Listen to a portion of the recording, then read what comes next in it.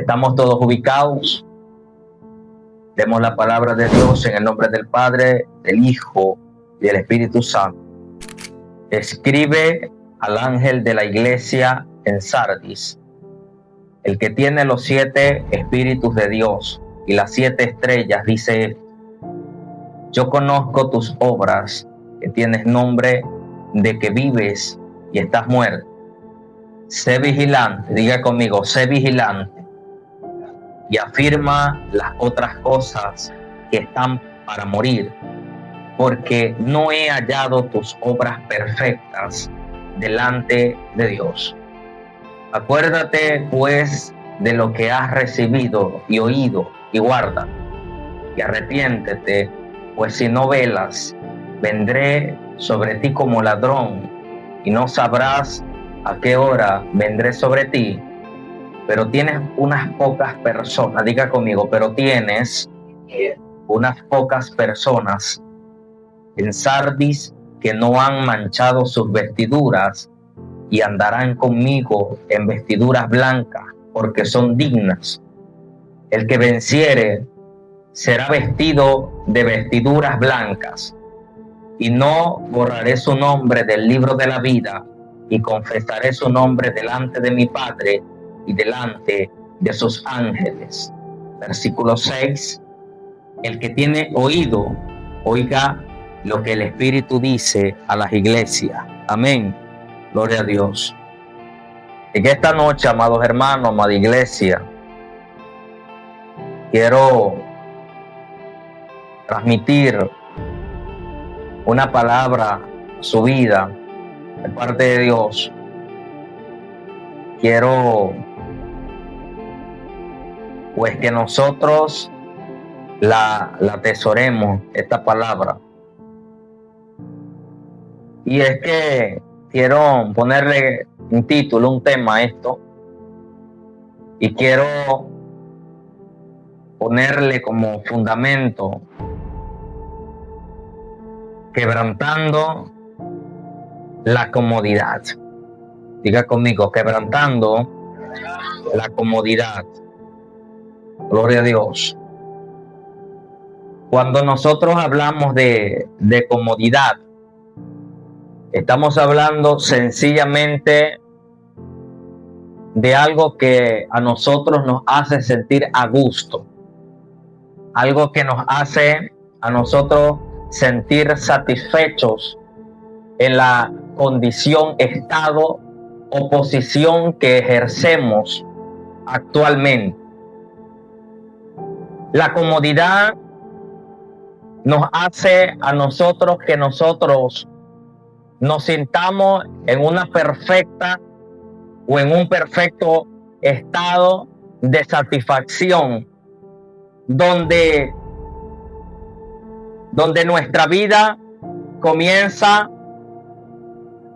a dejar de sentir ciertas cosas que son principios de la palabra, y una de esas cosas que son imprescindibles, que nosotros no podemos perder, es la sensibilidad al Espíritu Santo, a la persona del Espíritu Santo. Cuando pasamos al plano espiritual, que nosotros entendemos lo que es comodidad espiritual, me gusta que un escritor dice que la comodidad hace que el creyente deje de gemir por la presencia de Dios, porque siente que ya tiene todo bajo control. Me gustó este portal de este escritor, que hablando acerca de la comodidad dice que cuando una persona está en este estado de comodidad, en caso del creyente de la iglesia, dejamos de gemir por la presencia de Dios, porque ya comenzamos a notar que todo está en su lugar, ya nada está desubicado. Comenzamos a ver que los problemas que nos acercaban a Dios ya han menguado, ya han disminuido, ya la intensidad de la prueba ha bajado bastante, Y mayormente lo que nosotros hacemos es entrar en un estado de comodidad. Cuando analizamos la iglesia de Sardis, amados hermanos, nos vamos a dar cuenta de muchos aspectos y muchas cualidades que esta iglesia poseía. Si habláramos en un plano cultural, histórico, la ciudad de Sardis era una ciudad que estaba bien amurallada, estaba de una manera que parecía tan impenetrable, inconquistable, porque había unas murallas que estaban alrededor de Sardis, algo similar a como Jericó estaba sitiada, estaba vallada, tenía su vallado pues.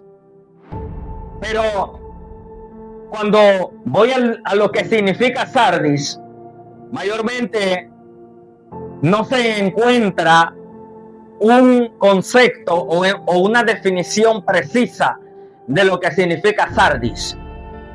Sin embargo, pidiéndole a Dios que me diera la ciencia para entender y llegar a lo que el Señor quiere que nosotros entendamos hoy, me topo con una definición que dice que Sardis significa piedra sardio, y una piedra sardio era una piedra, valga la redundancia, que tenía una variedad de un componente llamado cornalina o algo que se llama ágata, y que era de color rojo como el color de la sangre.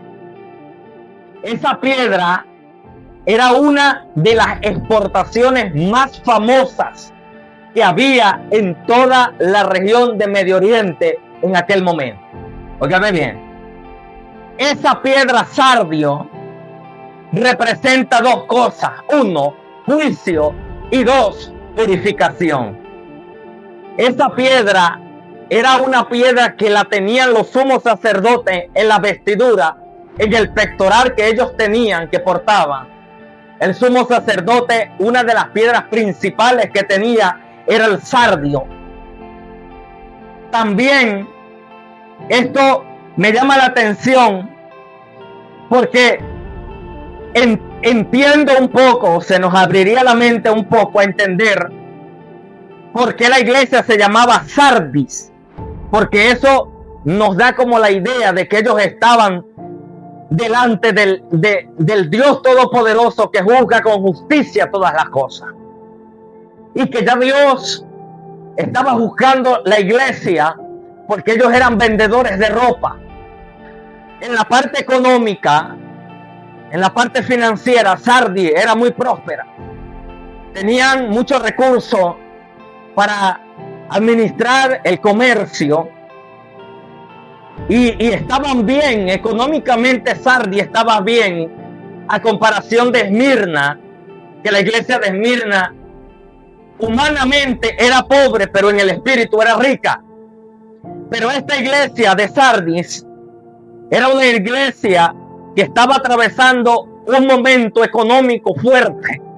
Había una potencia financiera, pero había un problema que estaba ocurriendo en Sardis.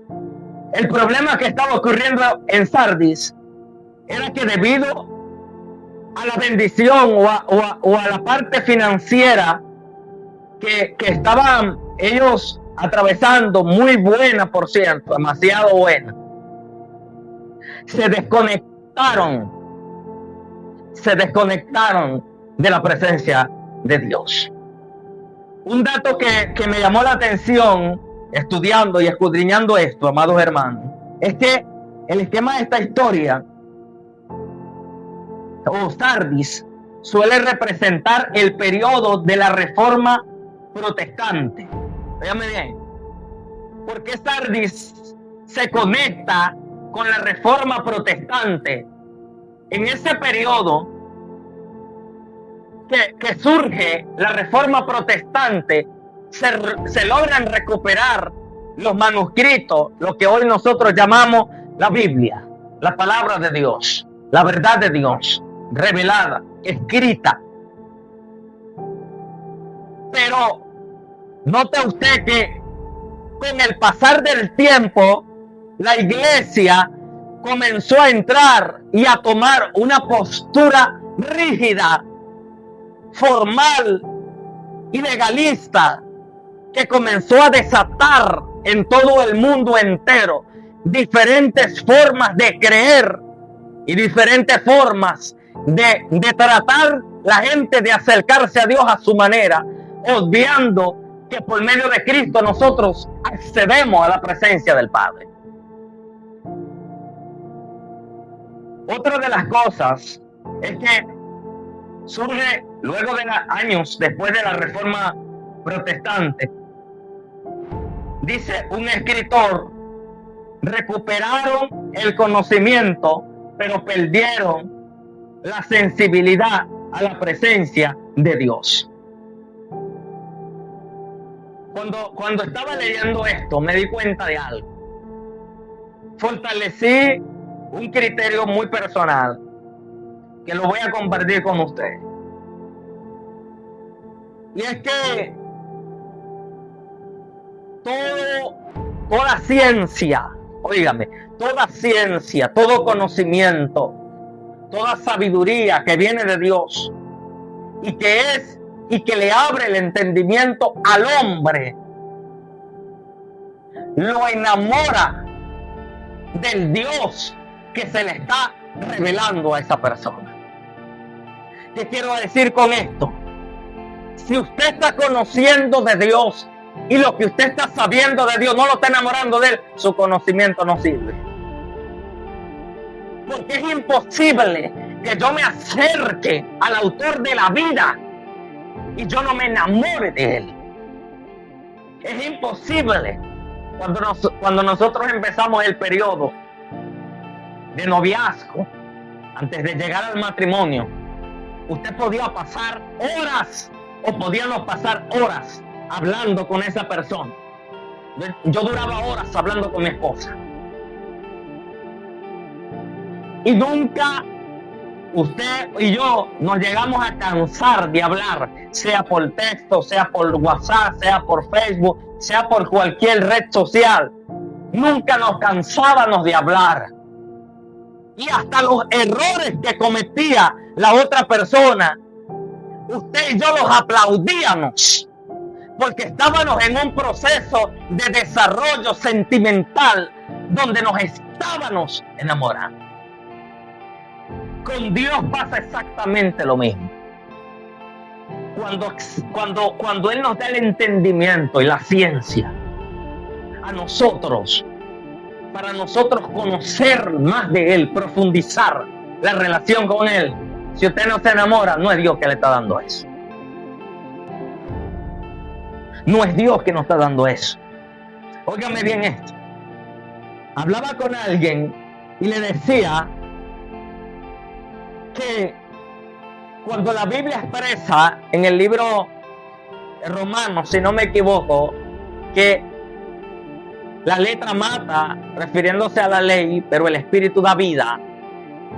Nosotros naturalmente solamente entendemos que cuando habla de letra, habla de la ley, ciertamente. Pero le decía a alguien, pero cuando nosotros profundizamos la Escritura, o cuando nosotros decidimos preguntarle a alguien qué se refiere cuando la ley mata, yo estoy seguro que el 90% va a decirnos a nosotros, porque la ley dice ojo por ojo y diente por diente. Pero lo que nosotros olvidamos es que la ley mata, porque la ley solamente manifestaba el pecado y la condición y el juicio que le venía a aquellos que estaban bajo la ley. Pero dice que el Espíritu da vida, porque ahora en la gracia la Escritura no trabaja sola. La Escritura trabaja con el Espíritu Santo. No era que en el antiguo pacto no estaba el Espíritu Santo. No era. Sí estaba el Espíritu Santo. Pero el antiguo pacto solamente te revelaba la enfermedad, pero no te daba la medicina. Y esa es la parte que nosotros a veces hemos obviado. Cuando el Espíritu no está en la palabra, óigame bien esto que le voy a decir. Usted le puede predicar a una gente como quiera y le puede poner plan de salvación como quiera. Si el Espíritu no está en la palabra, él solamente va a saber que necesita de Dios, pero no se va a sentir compungido de corazón. No se va a sentir redarguido por el Espíritu Santo. Porque la palabra sin el Espíritu es información. Pero cuando el Espíritu está en la palabra, es donde entra el poder de la palabra. Porque quien inspiró la palabra fue el Espíritu de Dios. Cuando el Espíritu está en la palabra, aunque sea dura, toca, rompe, quebranta. Pero sin el Espíritu, óigame bien esto, hermano, ¿qué es lo que usted me está diciendo? Juan capítulo 6, Jesús dice, escuche bien lo que Jesús dice. Jesús dice, el Espíritu es el que da vida. Oiga bien, y sigue el contexto de lo que dijo Jesús. El Espíritu es el que da vida. Y luego dice, las palabras que yo os hablo son vida y son espíritu. Creo que no ha entrado todavía usted aquí conmigo todavía. Lo que Jesús está diciendo es, si el Espíritu no estuviera en la palabra no pudiera ser vida y espíritu. No sé si me entiende lo que le quiero decir. Entonces, gracias a que el Espíritu está en la palabra, amados hermanos, la palabra tiene poder para redarguir y para contraargumentar las cosas que nosotros y aquel que no tiene a Jesús tiene en su corazón. Oiga bien, preste atención a esto. ¿Por qué le digo esto? Porque Sardis no eran ignorantes. Sardis era una iglesia sabia, de conocimiento me refiero. Tenía ciencia, tenía conocimiento. Sardis. Pero su conocimiento lo llevó a una condición de comodidad espiritual, de manera que eliminó en ellos el hambre por la presencia de Dios. Y al perder el hambre por la presencia de Dios, entraron en descuido del pecado. Por eso Él le dice, sé vigilante. ¿Sabe por qué le dice sé vigilante? La ciudad de Sardis era amurallada y estaba bien cuidada. Siempre habían vigilantes, atalayas, como centinelas. Un día, uno de los que estaban cuidando, que estaban montando guardia, se durmió y un enemigo lo vio. Y dice que se le cayó una lanza y la lanza cayó y el hombre, para buscar la lanza, entró por una puerta secreta que solo de los que estaban en la ciudad de Sardis tenían conocimiento de esa puerta, porque ellos sabían que si algún enemigo, algún pueblo extranjero contrario adquiría el conocimiento de esa puerta, los podían entrar y los podían invadir. Un día el soldado no se apercibió que un enemigo estaba al acecho y que un enemigo lo vio por donde bajó a buscar la lanza. Ese lugar era un lugar seguro, estaba bien blindado. Y como el lugar estaba bien blindado, se quedaron dormidos los centinelas. Los vigilantes se quedaron dormidos. Y el enemigo, el pueblo que estaba pendiente de que se durmieran los centinelas, cuando notaron que los centinelas se durmieron, entraron en acción e invadieron a Sardis. Pregúnteme por dónde. Por el lugar donde había bajado aquel hombre soldado que estaba vigilando. Cuando el Señor le dice, sé vigilante, les está recordando a ellos un evento que había pasado en la historia, donde ellos se habían quedado dormidos y su enemigo había entrado y los había invadido. Y lo que el Señor le está diciendo a ellos es, vigila, porque si no, va a seguir entrando tu enemigo en ti. de manera que no te vas a dar cuenta, y cuando te des cuenta ya estás invadido. Lo mismo pasa a veces con nosotros. Nosotros entramos en la comodidad y nos venimos a dar cuenta que necesitamos de Dios cuando ya estamos invadidos nuevamente, cuando nuestra mente está invadida. Sé vigilante, le dice. Sé vigilante, Sardi, le dice. Oiga lo siguiente. Sardi se sentía segura en la colina alta donde estaba. Me llama la atención que luego dice la palabra del Señor que esta iglesia no solo había perdido el sentido de la vigilancia, no solo eso, habían perdido el sentido de la vigilancia. Luego el Señor le dice, afirma lo que queda. Porque no todo estaba muerto en Sardis, hermano. Cuando el Señor le dice, afirma lo que queda, o sea, hay una minoría, hay una chispita ahí interna en ustedes. Todavía queda un poquito de sensibilidad dentro, muy profundo, pero queda ahí, está ahí. Es eso poquito, porque Dios no necesita mucho de nosotros para Él empezar a producir transformaciones, cambios, restauración. Dios no necesita mucho, Dios necesita un poquito, y ese poquito se llama disposición. Un poquito necesita Dios. Eso que tienes, ese poquito que te queda, Sardi, aliméntalo. Hagamos la ilustración de cuando encendemos un fuego. Quizás al principio la llama es poca, pero cuando comenzamos a unir y a hacer sinergia con otros elementos que alimentan y que fortalecen esa llama, ese fuego que estamos encendiendo en tierra, se incrementa. ¿Sí o no? Se incrementa. Lo que el Señor le está diciendo a ella es, alimenta ese poquito que te queda, aliméntalo. Que con eso yo puedo trabajar. Luego le dice, arrepiéntete. Arrepentirse tiene que ver con un cambio de mentalidad, cambio de conciencia, cambio de pensamiento.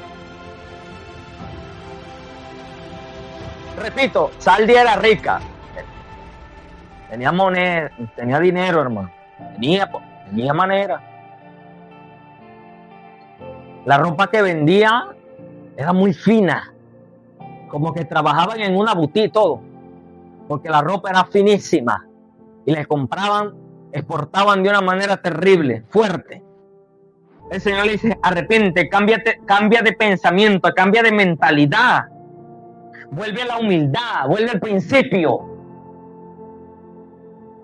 Qué tremendo. Y fíjese usted acá que un punto muy trascendental, me encantó este versículo, en el versículo 4, donde le dice, pero tienes unas pocas personas en Sardis que no han manchado sus vestiduras y andarán conmigo en vestiduras blancas porque son dignas. Qué tremendo que siempre hay un remanente pequeño. Y yo sé que quizás es fuerte lo que yo le estoy diciendo, pero desde que estaba culminando el año pasado y principio de este año 2026, yo le dije a Dios, ya está bueno que en los altares se pare gente a predicar disparates, profetizarle a la gente todas las bendiciones, todo lo bueno, y entiendo que Dios no está pendiente de hundirnos en nuestra condición, sino que Dios nos ve por su soberanía desde la posición en que nosotros vamos a llegar. Quiero decir que entiendo perfectamente que hoy puede haber gente en el mundo caída, abatida, golpeada. Lo puedo entender. Pero entiendo que Dios los mira no en esa posición de caída, sino en el instrumento de bendición y de edificación que van a hacer más adelante. Yo lo entiendo perfectamente. Lo entiendo, sí, es cierto. Pero también es necesario